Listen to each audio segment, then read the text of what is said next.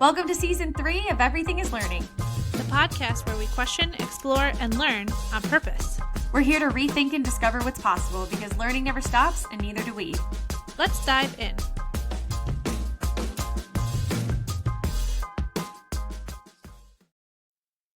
Welcome back, everybody. It's Season 3, and we're bringing company. While building this podcast, we've crossed paths with some amazing people, and now it's time for you to meet another one right now. Today, we are honored to have Patty, a psychiatric nurse practitioner whose resilience, grit, and deep compassion have shaped a journey of profound impact. As a mental illness advocate and grief speaker, she shares her deeply personal story, including the heartbreaking losses of both her son and ex-husband to suicide. Through her experiences, she has gained life-changing insight into mental health, grief, and the power of vulnerability. Her openness and wisdom left us completely in awe after watching her on Soft White Underbelly, and we know her story will resonate deeply with our listeners. Patty, thank you so much for being here today and sharing your journey with us. I'm so honored. Thank you so much. That was so kind. Thank you. I'm excited to talk to you. We are too. Your story really packs a punch. I mean, sincerely, thank you. We're hoping that we get to know you a little bit better, not only through what you've already shared, but through some of the questions that we have for you to get started and to help our listeners get to learn a little bit more about you. Can you tell us what's one book, quote, or personal mantra that has helped you navigate difficult times? I'm a huge David Goggins fan. And Not familiar. no? Oh, well, you'll have to look him out. Yeah. He is just this super, amazing, superhuman person that is just been through a lot of adversity, and he's a great motivator, and he's done amazing things. And one of his quotes is, we have to get comfortable with being uncomfortable. And Yes. I truly had to dissect that. And what does he mean by that? And my take on it is, we like to be comfortable. We like to feel good. We don't like to feel anything unpleasant. And I get it. However, there's no growth in that, right? We're not learning anything in that space. So if we could all get comfortable with being uncomfortable, there are such great lessons to be learned. Patty, that's a mic drop and a half. No kidding. Wow. Yeah. I think we're done here. Just kidding. No, absolutely not. You have so much to share. But seriously, that. Wow. Can you say his name one more time? His name is David Goggins. He Goggins. Yes. Okay. I wish that I had enough time to tell you all of the wonderful things he's accomplished, but I think the most amazing thing is he had such a difficult, troubled, and traumatic childhood, and he went on to achieve phenomenal things. Even to this day, he's just a huge source of inspiration and motivation for so many people, myself included, and you should totally look him up. We definitely will. Yeah. We talk about how, so given that our whole premise is everything is learning, and there are some things that can be learned from a book, there are some things that can be learned from experiences. Grit is one of them.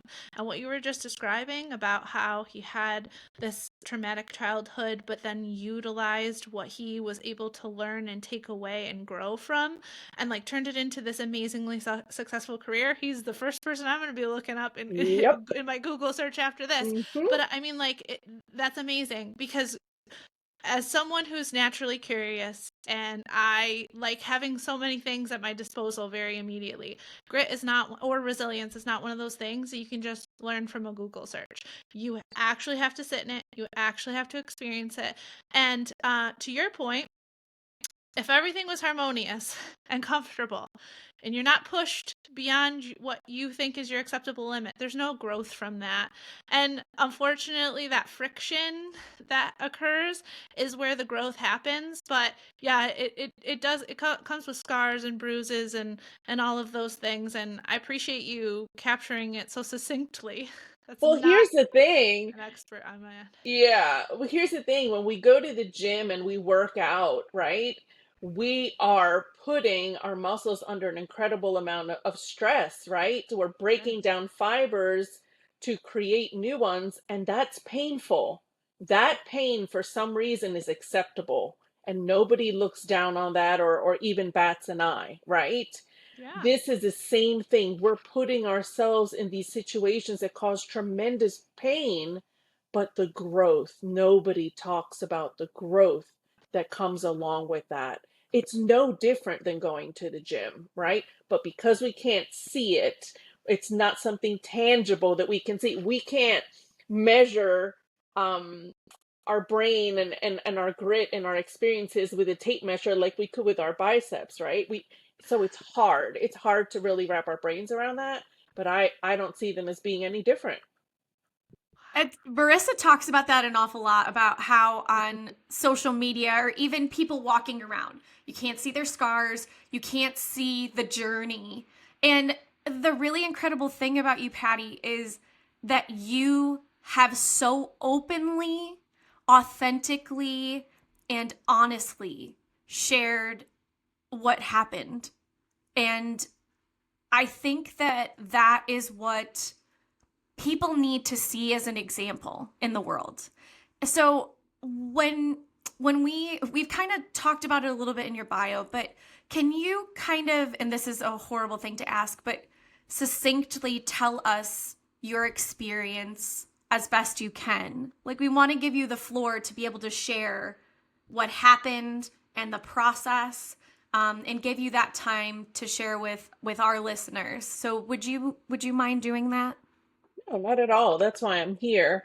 And I love when people ask me. I love when people ask me what happened.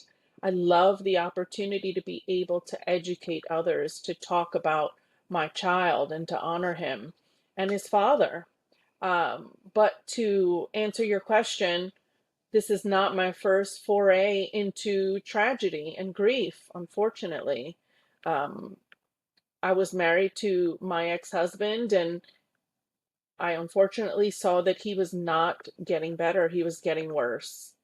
And I had to make a really difficult decision. I had to either stick around and have our three children and my husband and myself go through all of it, um, or I take my children, scoop them up, and try to take them off into safety and say, this is an adult who has made adult choices and he has to figure it out. Well, I chose the latter. I chose the latter. My children looked to me for protection, and I had to protect them at any cost, even though I dearly loved my husband at the time. I did love my children more. I felt more of a responsibility to my children because I knew that the effects would be lifelong. So I had to divorce my ex-husband, and I got a lot. Oh, I got a lot of shade for that on the internet. But people don't understand when the whole family goes through it. It, it it's incredibly challenging.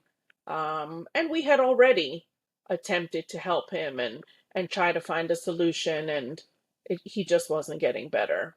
So I had to make a decision. And he died not too long after that, which just confirmed what I already knew, which was that he wasn't getting better. So I had some regrets about that. And I knew that the effects on our children would again be lifelong, but I had to consider which was the lesser of the two evils. So fast forward to, being a single parent and trying to raise our children the best way that I could. It's not what I signed up for. I didn't set out to become a single parent. I got married to someone and fully intended to be with him for the rest of my life, but that's not how it worked out. So I found myself being a single parent, and grieving and having to manage all of their grief at the same time. And it was not an easy road, but my children prospered and my children were doing really, really well. However, my middle son, Zachary, once he reached high school, um, started to really struggle. And he was in high school during the pandemic. Um, so I didn't see very much until he started to go back to school in person. And he was experimenting with vapes and cigarettes and marijuana. And it was like I was seeing my ex-husband all over again. All of the same things that he battled, my 19-year-old son was battling with as well. So, and he was not 19 at the time, I'm sorry. He was 19 when he passed. But I helped my son with his journey. I knew that he couldn't do it alone. And he was neurodivergent. He was on the spectrum, but he's very high functioning. And he wasn't totally forthcoming about his struggles. One thing about mental illness is we can't force people to get help. We have to take them at their word. If they say that they're doing fine, or if they're not, we have to believe them. And I took my son to therapy. I took my son to rehab. I went to school to become a psychiatric nurse practitioner to be able to have resources for him. I wanted to be the best advocate that I could be for him. And my son struggled a lot. We got through a lot of rough patches. However, I really was blindsided by his death. He had been doing the best he had done his entire life, and none of us were concerned about him at the time of his passing. So again, we think somebody's out of the woods, or we think somebody's doing well, and we still really don't actually know. My son, when he passed away, was in therapy 3 hours a day, 3 times a week, was seeing a psychiatrist, was keeping his appointments, was taking his medication the way he was supposed to. He was in college in a welding program. He wanted to be a welder very badly. He was doing very well. He'd bought himself his own truck. He got a license, doing all of the adult things that I had been preparing him for, and his his siblings as well. Um, and very shortly before his death, I remember saying to him, "I'm so proud of you. You're doing all of these great things that you set out to do. They don't go unnoticed. I'm really proud of you." And he said, "Thank you. It feels really good to be recognized." I've been a huge proponent of catch your children being good, right? Whenever he did something well, I made sure that I highlighted that for him. Unfortunately, he didn't have a lot of those moments and those successes, but somehow, now being a young adult, they all seem to be coming together. So for my son to take his life, and I was in the home when it happened, we'd had an argument. Um, I don't think that my son wanted to die. My son and I had an argument because my son was heavily intoxicated in the middle of the day. I don't condone underage drinking. I never have, and I never will. And I couldn't understand how he'd gotten his hands on alcohol. And one of the things that we battled with a lot was lying. My son lied a lot. And he gave me some story that was so outlandish. I said, "I cannot possibly believe that." And I challenged him on it. Um, I think that my son being intoxicated impaired his judgment. It impaired his impulse control. It affected his mood in a very negative way. And I really don't believe that if my son were sober, he would have made those choices. However, we learned after the fact, after he passed away, that he'd actually gone to the store and purchased 2 large bottles of mouthwash. That is how he got intoxicated in the middle of the day. There was a lot of shame with that, I'm sure. And that's why he gave me some outlandish story about how he obtained alcohol. He didn't want us to know. But my son was happy. My son was working towards his goals. He was working on his independence, which is something that he truly wanted. And being on the spectrum, it's something that seemed elusive for him. Being able to live on his own and be his own person. Um, He struggled a lot with connecting with people. Unfortunately, he couldn't really connect with his peers. It was very, very difficult. He connected with adults, no problem, but his peers, not so much. He was different, and it was difficult to get into Zach's rhythm. And it was a whole culmination of things. We can't discount the fact that his father died the same way. Genetics are incredibly powerful, and we can try to nurture the genetics away all we want. However, sometimes we're just not successful. So I do these interviews, these podcasts. Soft White Underbelly has a following of over 6 million subscribers. And I said, if I'm going to be vulnerable, I need to do it in the most public way possible. Just rip the band-aid off. So I'm here to share his story. I'm here to inspire others. I'm here to save lives. And I'm here to honor my son's memory. So no questions are off limits. And I'm more than happy to talk about him. Thank Thank you you. for sharing. Sure. There are pieces, interestingly enough, that you shared today that I did not know from other interviews that you've done. Mhm. And I think the really interesting part about grief is that every time you tell a story, or a memory, not a story, but a memory, something else kind of comes to light. And I think that there are so many ways in grief to navigate what happened.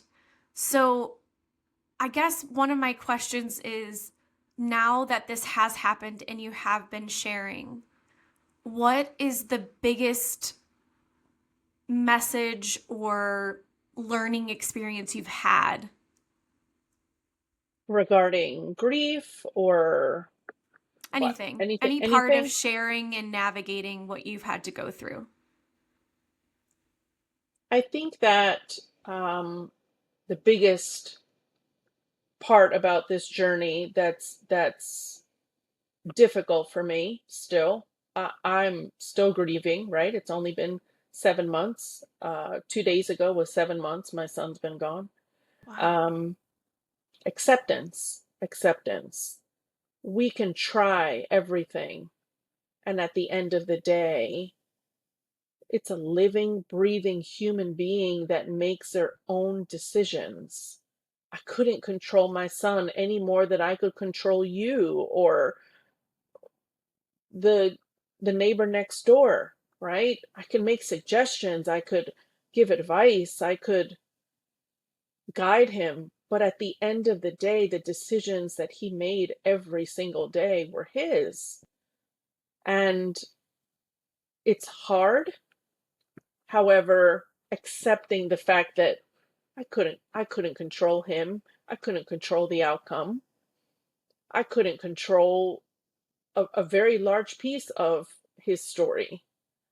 And he made a decision every day. Am I going to brush my teeth? Am I not? Am I going to eat healthy? Am I not? Am I going to go to class? Am I not? I wasn't involved in those decisions, right? But initially, how could I let that happen? How could I have failed him? These were my thoughts in the beginning of my grief process. I wanted to take all the blame. That was one of the hardest pieces to work through, and I'm still working through it. I have some days where I'm like, well, clearly it's my fault. Clearly. Who else is to blame? But then there are other days, and there are more of the latter. I do understand I wasn't in control. I'm still not.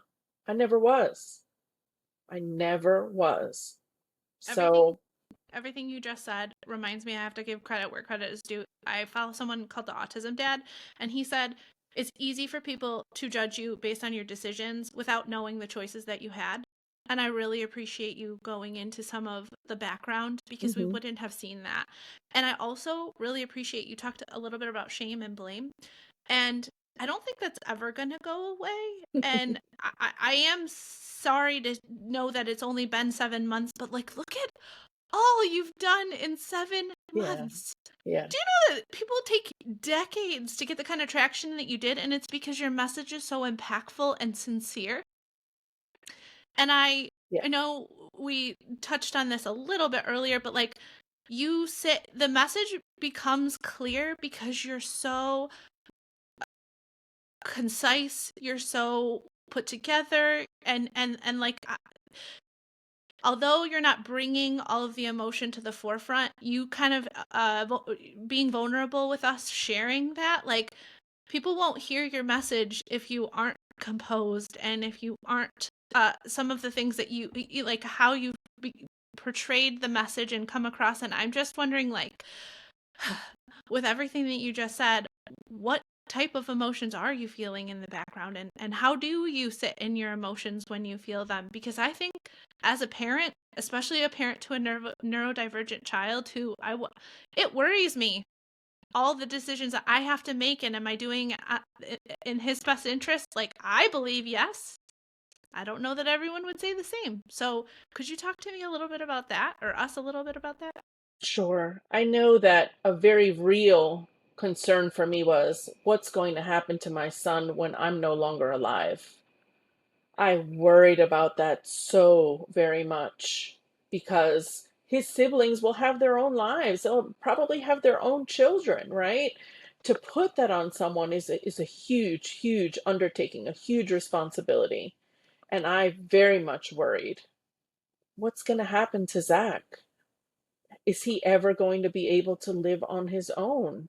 Is he ever going to be able to hold down, a job and a mortgage and all of those things? Because it's not easy for most of us, right? And I worried, what happens if if he outlives me? That's probably one of the only silver linings in all of this is I don't have to worry about that anymore. But it was scary. So, so scary. And I think that parents of neurodivergent children worry about that all the time. Maybe they don't speak it out loud, but they do. And it's a real concern. As far as emotions, I think being in the field of psychiatry, you have to learn to manage not only your facial expressions, your body language, your tone of voice, your hearing, and seeing things that are sometimes devastating, traumatic. I mean, I don't even have the words for them. We can't react to that. We're just listening. So a lot of this is from my training, right? I have to be careful about the inflection of my voice. I have to be careful with how I sit. If I sit with my arms folded as opposed to being more of an open posture, that conveys a message. So a lot of it I can't help. A lot of it Mhm. is just because this is my wheelhouse and it's what I do every day. However, we did speak off camera, and I did say, if we can't be emotionally regulated when we're delivering our message is lost. All of the noise, all of the other stuff that comes along with it, they're distractors. I Yeah. want people to hear very clearly what I'm saying. And I feel emotions, trust me. I'm overwhelmed many days. I just allow myself to feel it wherever, whenever. I don't beat myself up. I don't try to suppress it. I know that doesn't work.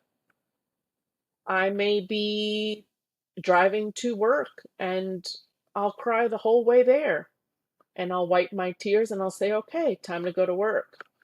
I don't label it. I know that it's part of the process. And the more that I can allow myself to feel, truly feel whatever it is that bubbles up, the easier it's going to get through everyday life. Yeah. Patty, I think one of the things that you just alluded to um, is grief judgment. And I don't know if that is a clinical term or not, but it certainly is something in society that I think that's how I label it. And I did see your Soft White Underbelly episode several times. I shared it with family members. And Thank you. no, really, it's incredible. We will definitely be sharing it too when we share this episode. But I Awesome. think the thing that I was most shocked by was so grief judgment in my mind has two ways. As the person who is grieving, you judge yourself, and then society feels that they have the go ahead to judge someone else's grief. If it doesn't look the same, if it doesn't feel the same, if they feel like someone's not showing the emotions because they're emotionally regulated when they're sharing their experience, etc. So, can you speak a little bit to, you talked already a bit about how you've learned not to judge yourself, but have you scrolled through the comments? Has that impacted you anyway? And how would you share with someone else who has been as vulnerable as you how to navigate grief judgment of other people on you? Oh, there's a lot to unpack there. Mm-hmm. So here's what I will say. I made a decision the day that my son died that I would not be stuck in my grief. I would not be one of those moms that 10, 20, 25 years later still couldn't function, still couldn't join the land of the living, couldn't really partake in any relationships with the rest of the family because they were stuck in their grief. I made a decision that that was never going to be me, and I meant it. I'm here for a reason. I'm still learning what those reasons are, and I can't possibly learn what I'm supposed to learn and be guided to where I'm supposed to end up if I'm stuck in my grief. And I vowed very early that was never going to be me. But that's just not even how I operate. Like, it's just not even in my DNA. For those who've watched the episode, I've been through some stuff, right? I've never Yes. given up. I've never wanted to stay stuck. And I've always wanted to use that as fuel to make me a better human being somehow.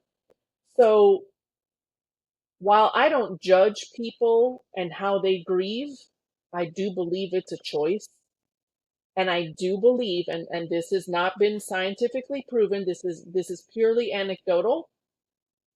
I think that where we are in our lives and with our own self-development and self-discovery, when our loss occurs, is going to determine how grief looks for that person. Let me expand a little bit. I was very much already somebody that had worked on themselves extensively before my son died. That is why I was able to say, you know what? This is tragic. This is horrible, but this is not the end of me. Somebody else that it happens to that has not worked on themselves, is not healed, has not gone on a journey of self discovery, that death will take them out. So when I see people that are stuck in their grief, I lots of times will say they probably were not really, how do I say it? They probably were not in a good place when it happened, but I was in a great place when my loss happened. And I think that's why I was able to, I don't want to say bounce back, but able to move through my grief and learn how to carry it much better than somebody who was not in this position. I hope that makes sense. Yeah, I think what you're getting to is you when it happened were in a state of, let's just use the terms executive function, right? You Okay. were you were in a place where your nervous system, your brain, you were in a place where you could learn and take in information. If someone is in a state of executive dysfunction, they're not able to learn, to grow, to do certain things. And whether that's due to a life situation, whether that's due to any other extenuating circumstances, what you're saying is you went down a path and had this happen to you maybe at a different point in time in your life earlier when you didn't go through self-discovery and learning, and you maybe even didn't enjoy learning or growth at that point in time, or didn't know what you didn't know, this would have been a very different situation for you. Yeah. Is that kind of what you're... Yeah. And the other thing is, again, people don't like to feel uncomfortable, right? They Right. may have had other losses and dealt with them exactly the same way, which was, I'm not going to deal with it. I'm just not. It brings up all kinds of horrible things for me, and I don't want to feel them. So I'm just not going to deal with it at all, which is also very much how a lot of people deal with it. Something that, as you were speaking, and also from the Soft White Underbelly, you talk about how you were properly picked. Like you were the right choice to be Zachary's mom, and Zachary was the right choice to be your child. And I think that that is profoundly true, specifically because you're a culmination of your experiences, and what you just said is exactly right. You chose to understand that you were going to face the fear, the betrayal, the grief, the shame, the what have you, whatever emotion pushed you past your comfort zone. You chose to feel it instead of deny it. And so that is exactly why when my sister talks about executive functioning, you were able to do that because you didn't deny, you accepted, and it was not an acceptance that felt good, I'm sure. Nope. But that's exactly right. And it's amazing. And like you were the exact right person for your child, and you're the exact right person for this podcast. Thank you so much for saying that. Like the other thing, like I think that what you said, speaking as a parent, speaking as someone who was a child that went through trauma and all of that, you make safe spaces for people. How do you do that? Why do you do that? Can you I feel tell us safe with that? you, Patty. I really Yeah, do. right. And we met 5 minutes ago. So tell us how you do it. It's so funny. Well, thank you. So here's the thing. Before becoming a psychiatric nurse practitioner, I was a massage therapist. And this is when my ex-husband passed away, I needed to find a way to support my children.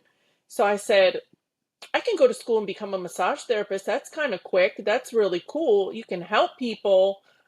And I had gotten some great massages when I was pregnant with my children. I was like, that's it. That's what I'm doing. Well, I promise I'm going to tie all this in together. I promise. We're down the rabbit hole with you, Patty. So when you're meeting strangers for the first time, and you're basically going to tell them to take all of their clothes off so that you can rub them when they're naked, you only have a couple of minutes to do that, right? So I had to learn very quickly how to make people feel at ease with me, because I was going to rub their naked bodies and they It's were a going to pay vulnerable me to state. do it. Yeah, it's Yeah, very right. vulnerable. Absolutely. So I think that that's a skill that I kind of perfected early on being a massage therapist. I was able to then carry those skills over into nursing because nursing was my second career. Now, I do realize that we have to learn how to put people at ease and have them feel comfortable with us if they're going to share anything that's difficult or personal or downright painful. So I definitely try to put people at ease. And I've learned that the best way to do that is to talk about yourself and be vulnerable. If you're vulnerable first, it makes people feel safe. I'll tell you anything about my life. There's nothing for me to hide, and I'll share it with anybody. There's no ego, there's no pride. Um, I just try to be genuine with everybody. What you see is what you get. And people can tell if you're being genuine or not. And that's where I operate from. Yeah. I think that's entirely true. I mean, I, it's just really interesting too, because I'm thinking about this and I'm like, okay, Patty walks into a bar or Patty walks into somewhere. How, where do you start? Because like I've heard a lot of the other things that have happened to you. Like I know you're not in a massage room saying this or in a therapy room saying this stuff. So And I guess the other question is like, how do you carry your grief into conversations with new people, or don't you? It's so difficult. I just started a new job, right? One of the questions that I'm dreading is for people to ask me if I have any children. I've been there a month and no one's asked me yet. But there just hasn't been the right time. It's a lot to dump into someone's lap and say, here, deal with this, right? So I'm very conscious about, is this the right time? Is this not the right time? Is it appropriate, not appropriate? It hasn't been. It hasn't been. As I've said before, I'll talk about my child at any opportunity. There's no issue on my end. It's that I understand the heaviness of what I'm going to share and what sort of a burden that places on the audience or on the person I'm speaking to. So I've got a couple of things lined up of how I would answer that.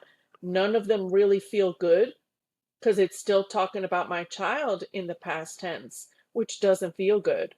I've thought about saying, I have 3 children that are living, and I have one child that's forever 19.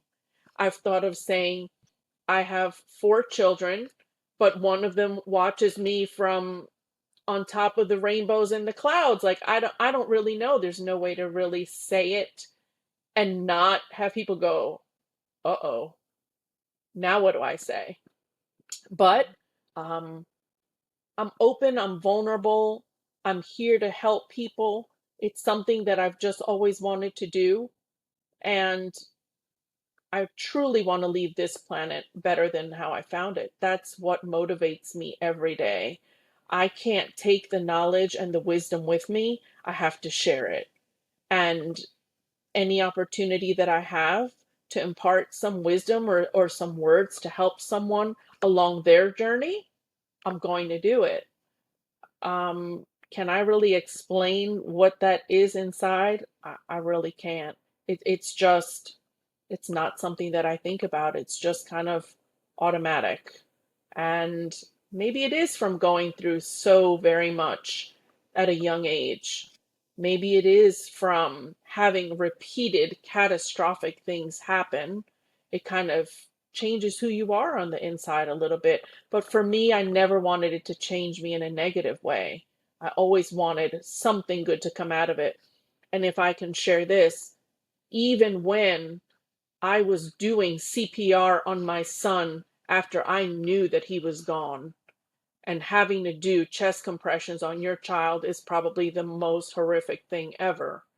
But all I kept thinking was, we have to get the blood perfusing, the oxygen perfusing to all of his organs. He's an organ donor. We have to help others. It's what I kept saying to myself in those seconds that felt like years when I'm pushing up and down on his chest. Always thinking of helping others, always thinking of the greater good. I don't know how else to verbalize that. That is what fuels me on the inside. Wow. It's Yeah. very purpose driven. And did were you able to donate any of his organs? Yes, yes. My son is a hero. He was able That's to save, tremendous legacy. yeah, he was able to save 3 lives. And I just got a letter from someone the other day saying that they got some ligaments or something from my son for her daughter who played soccer and had a horrible injury. And she was thanking us for donating my son's soft tissue and organs. And it's just, I couldn't be more proud of him. Right. So you had contacted us about wanting to come on the podcast, and the first thing that I saw on your Instagram was the honor walk. And I've seen honor walks before, but there was something different about Zachary's honor walk. And there was something different about your story, and I can't pinpoint what it was, but it was so profound. And in all honesty, I think hearing out loud, this is something that makes me uncomfortable because I don't like thinking about the other side all the time, whatever the other side looks like. And I'm sure you've had to sit with what that looks like before. Um, But the thing that makes me I just don't feel like I understand. I know how important it is to be an organ donor. I want to be an organ donor. But the thought of potentially having to make that decision, knowing that it's your child in front of you, and I am a mother of 3 children. I'm a newer mother. My children are 3 and under. I can't even imagine what that was like. And I like, can you tell us more about being an organ donor? Like Zachary made that choice, but like that has such a profound impact. And I think society understands that. I think society's like, okay, thank God for organ donors. But I don't know that everybody has the courage to make that choice. Did you have that conversation with Zachary a long time ago? Did he make that decision on his own? How was that process? And how do you encourage people to be organ donors too? So I've been an organ donor for years, and I I don't know what made me decide, but I just knew, again, being the selfless person that I am, it just made sense. But like I said, before Zachary passed away, he had gotten his license finally. Finally. He'd worked hard to get it, and we're standing in line at motor vehicles, and I said, "Baby, you really should be an organ donor." And he said, "Why?" I said, "There are so many people, millions of people that die every year waiting for an organ. And if we had more people that would be organ donors, it would help so many." I said, "Plus, sweetheart, you're not going to need it where you're going anyway." He goes, "True. You're right. You're right. Okay, I'll do it." So he very happily agreed to become an organ donor. And Zach loved to help people. I know he would be, ooh, I'm getting emotional. I know he'd be so happy to know he helped others. He's a hero. Yeah, I mean, you Yeah. had mentioned earlier that he struggled to relate to his peers. I can't think of a more selfless way to relate to your peers. My goodness. And Yeah. that's really amazing. 3 people, 4, I'm not sure if that person that just reached out to you was part of that, but 4 people's lives are different because of him. And, I know. it really stinks in the way that it happened. But my goodness, like, when I think about, you talked very much about how you want to leave the world a better place. And I think, like, that is a true testament to not only your personality, but I really do believe, assuming goodwill, lots of people want this. I think the other thing about this is, um, you're doing it from the lens of speaking for people who no longer have a voice. And I'm sure you had to do that earlier on, whether it was for your husband or your son, and maybe even for your other children. What has been your takeaway from doing that? And when you're honoring their memory, you're balancing this happy memories with sad ones. So when you think about your family, living or deceased, and you're thinking about talking for people who may not have a voice or a platform to do that, what's an important message, or what's something that unexpected that you learned along the way that you would love anyone to know?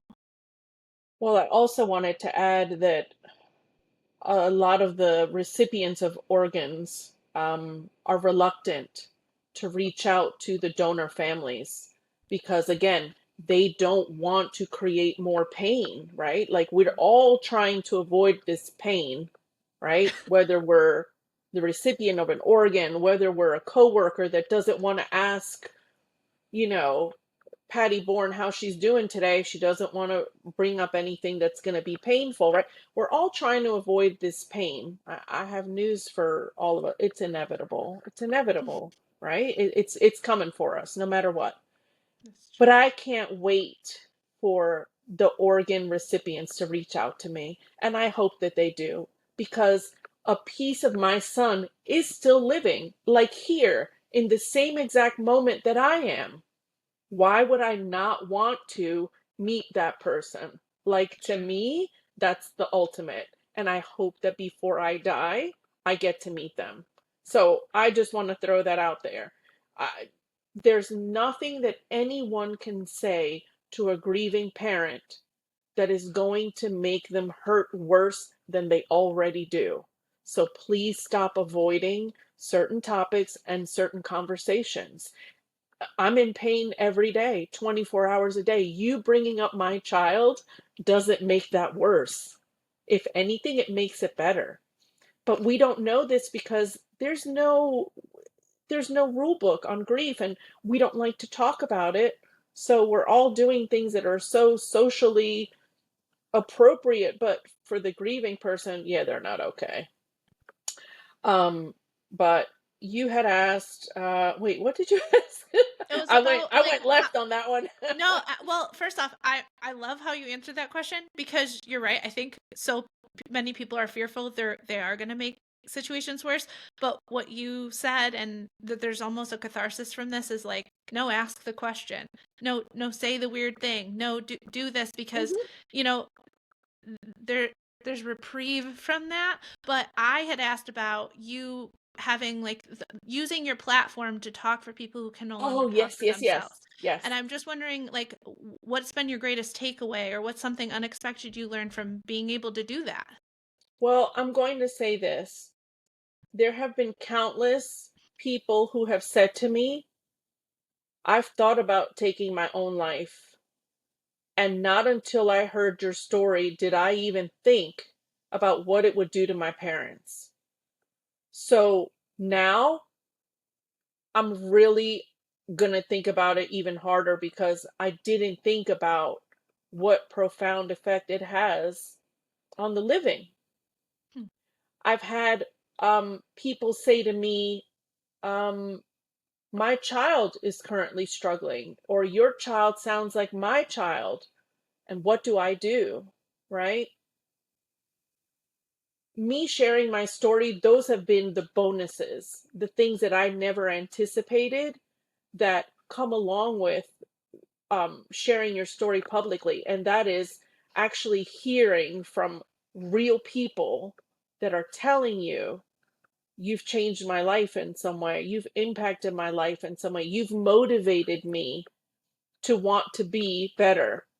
I never anticipated those things, and it's not at all why I did it. However, it is in a way why I did it, but I guess I just never expected to actually hear from them and have them be like real people. Wow. Wow. That was really amazing. I shared my story in the beginning because it was cathartic for me to Hmm. give support and caring and empathy to other parents that were grieving. That was very healing for me to help others in my toughest time. And initially, that is why I started sharing. But then it became more than that. Then it became, okay, well, now I'm in a better place and I don't need to say and do things to make myself feel better. Now I want to do it to make others feel better and to help others. So, somewhere along the way, maybe around the 2 month mark, that changed slightly. But I don't mind being vulnerable. I don't mind being the one to go out there and stand in front of the auditorium and share. I've never had an issue with it. And I'm definitely getting some sort of strength from somewhere. I'd like to think that it's my son going, "Good job, mom, yeah." Because there's a Mother's Day card that he signed one year and he said, "I truly admire your grit." And he said it when he was living, and if he noticed it, then I was like, maybe it is obvious to others. So I'm going to keep sharing. And I'm grateful to you all for giving me the opportunity to share. I hope we have more conversations like this, and I hope that people don't avoid feeling uncomfortable. It's where the growth is. It's truly where we learn the very most. Yeah. I Oh, Patty, you are a gem. You really are. I mean, I can only imagine the unexpected moments. I cannot possibly know, none of us can know or imagine your grief. We're seeing you right now, emotionally regulated, reminiscing, We're seeing you share your heart and your soul and the situations that happened in your life. How is joy happening for you? Like, what does joy look like right now for you? So I've said that I didn't understand my son's depression until he died. My son battled with depression most of his life. And now I say that I get it. I get it because now the world is no longer color for me. I see everything in grayscale. And I say to myself, that must be exactly how my son felt every day. I don't have a lot of joy currently. I just don't. It's part of the process. I know that this is temporary. And I know that I will one day feel joy again. And as I said to you before, I used to be a huge gym rat and I loved going to the gym and I loved, physical fitness and getting my massages and, getting my pedicures and all that stuff. But when you're in a place where everything's in grayscale, you have limited energy reserves, right? My energy was truly in the beginning spent on just getting through the day and making sure that my other children were okay. I'm happy to say I'm not really there anymore and that I've come a long way, but joy is still elusive for me right now. I hope that I can find it again. That's why I'm on this journey. I don't know what doors are going to open and what new experiences await me, but I'm anxious. I'm anxious to see what's coming and I'm being patient with myself. So one major takeaway that I had from this is we had a family friend who recently, or family friends who recently lost their mom slash wife, and it's been challenging, and was afraid to make things worse. So you taught me ask the weird question. Yeah, it's difficult. People will say to a person that's grieving, let me know if you need anything, just reach out. However, for somebody that's struggling, it's literally putting one more thing on top of them that they have to deal with. Yes, the They're mental load. struggling to brush their teeth. They are struggling to eat a meal. They're not going to reach out to you. Instead, we need to reach in. We need to reach in and say, listen, you want me to come pick up the dog poop for you from the yard? I can be there, tomorrow. Or what do you need from your fridge? I can go get groceries for you. Like, just offer the thing. Just offer it. If they say no, they say no. But to leave it where you've now put the ball in their court is not the best way to go with someone who's grieving. And like I said before, you're just trying to stay alive in the next 5 minutes. You're not going to reach out to somebody and say, hey, do you have any extra apple pies you can drop off? It's not going to happen. Bring the Right. pie, drop off the food, pick up the dog poop, get their mail, just do the thing and don't expect them to read. It's not helpful. It's just not helpful. What you're also saying, Patty, is really interesting because I think we think about that part of grief as being someone that you've lost, but there are people who are grieving people who are still alive, right? So like if somebody is in a coma or if somebody is neurologically non-responsive or if somebody is in hospice or if somebody is going through something, we learned recently that there's big G grief and little G grief. Mm-hmm. And this is really important what you're saying because I think oftentimes we think in a box. We think grief means someone has already passed. But I have a neighbor right now who's down the road who is going every single day to the hospital to see their spouse and to go and be there for them while they are in the process of passing on. And Right. like we've just dropped things off. But again, it's that, is it awkward? Are we overstepping? Do we know our bounds and like our boundaries? And I think what you're getting at is just do the next right thing or just think about what they need. It also, as a woman who's currently postpartum, I have a 9-month-old, but I'm also thinking about that experience as mother. Like when you have a child, people are like, oh, what do you need? And the reality in that situation too is like, I'm grieving the fact that right now you were talking about how you're just trying to brush your teeth, you're just trying to do this. Like, the grief is not about having a child, that's the joy part. Like, the joy is in the growth, the joy is in the learning, but at the same time, it's like, I don't know what I need. Like, so when people bring over a meal, it's amazing and it makes you feel good and it makes you feel cared for and safe. And I think we go back to the beginning of our conversation where like you make people feel safe. And I think what you're also getting to as like kind of tying the bow is this makes people feel safe because it's about being intentional and it's about not putting anything back on them. There's no responsibility there when you are taken care of and when you need to be in safety. Mm-hmm. Yep. You got it. That's a great way to just sum it all up. Yep. Let's stop being afraid to step on people's toes and yeah, they're already going through something unimaginable. You know what I mean? Let's just try to do the best that we can to help to mitigate what they're going through the best way that we can. Are we going to get it right every time? No. But it's worth a chance, you know? It's worth taking the chance to just do the thing. Do whatever you're thinking of. Just do it. Yeah. Amazing. Yeah, so Patty, thank you. And I'm curious to know, would you tell us what is your best hope given all of what's happened?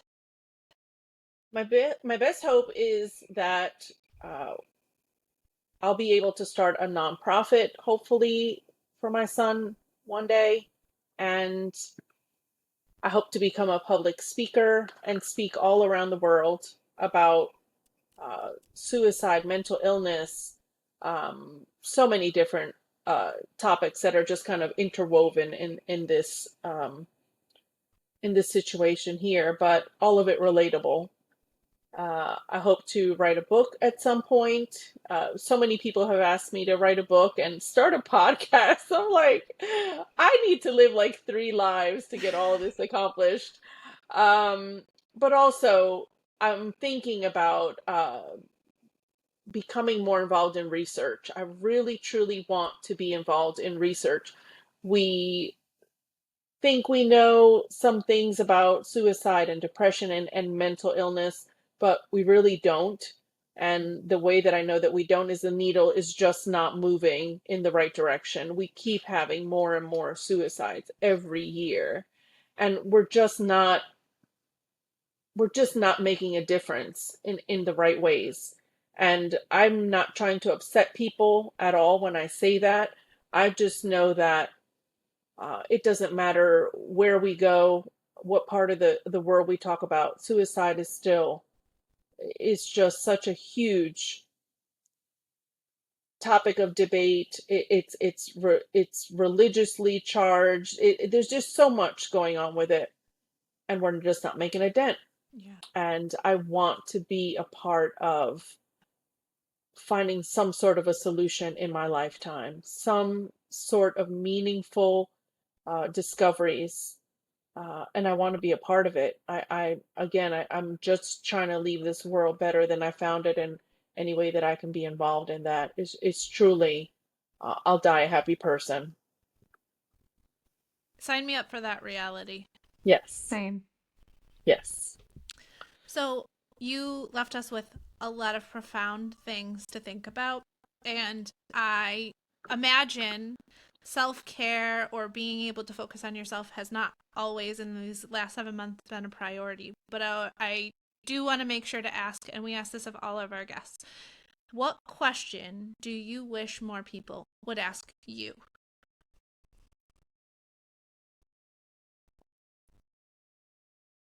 I wish that people would ask me more how to have discussions about mental illness or suicide or even death.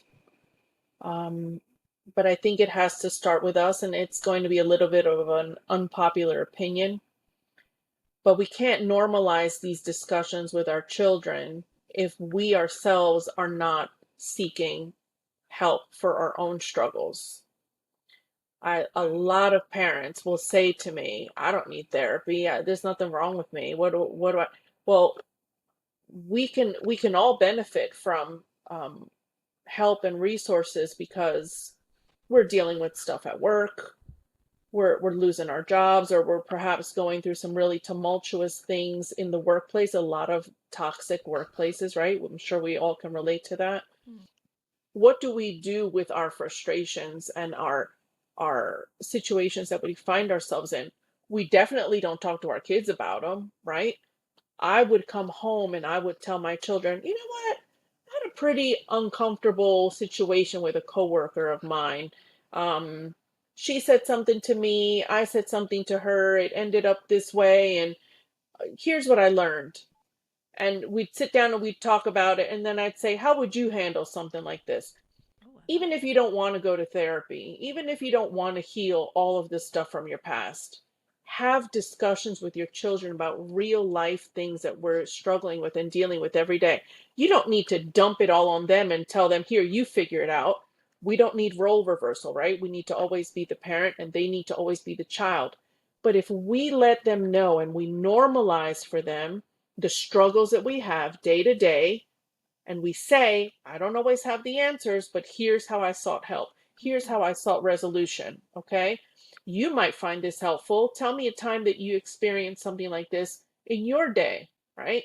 We're going to scale it down for a kid's version of that, right? Of that same scenario.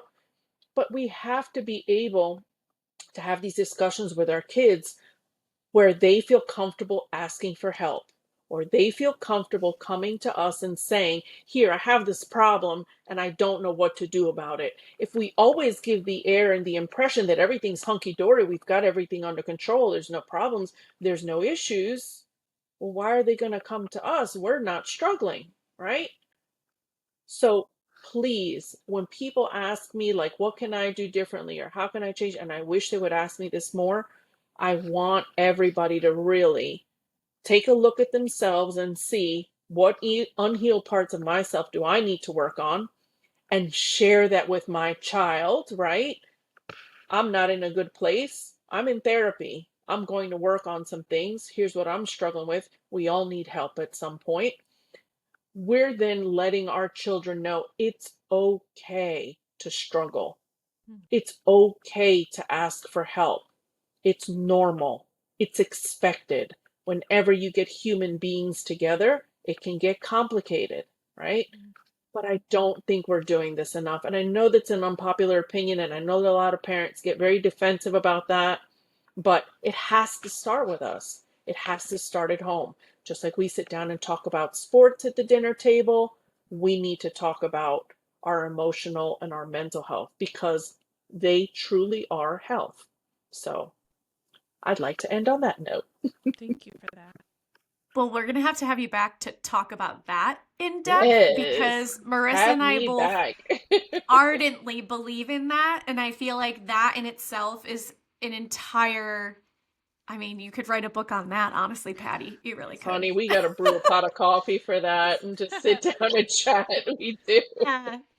Oh, I'm ready for that. Well, Yes. it's been incredible having you here, Patty. We cannot thank you enough for teaching us, for sharing your learning journey with us. I just want to encourage people to watch Soft White Underbelly, to follow Patty. Patty, I don't think your journey is going to stop anytime soon. I think that you're going to continue to change the world, and we are just so excited to be part of that journey with you. So thank you. Awesome. Cheering Thank you you on so from the much. sides. Yes. Oh, Yes. thank you. I And really to our appreciate listener, it. yeah, absolutely. To our listeners, stay tuned for next time. We're going to have another really wonderful guest. And thank you again, Patty. Take care. Thank you. Thank you. Bye-bye. Bye. That's a wrap for this episode of Everything is Learning. If you loved this episode, share it, subscribe, and let's keep the conversation going. Stay curious and keep learning. We'll catch you next time.